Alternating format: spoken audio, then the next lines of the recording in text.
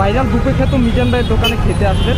আমরা ভিডিওতে দেখেছি অনেক সময় অনেক মানুষ 100 টাকা দিয়ে 1 পিস মাংস নেয়, কিন্তু অনেকে 4 থেকে 5 পিস মাংস নেয়। আপনি কত নেন?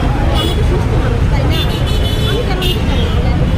আমি যখন 1000 টাকা খরচ করে 100 টাকা খাওয়ার জন্য এসেছি, আমার তো 2 পিসের প্রয়োজন নেই, 1 পিসই যথেষ্ট।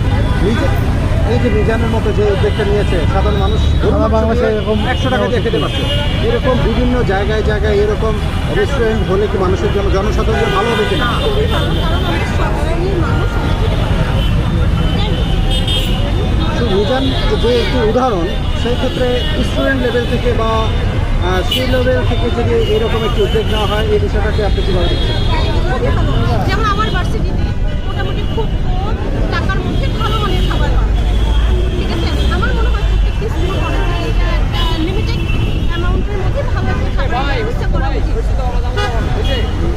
আপনার নামটা একটু বলে দেন। আমার নাম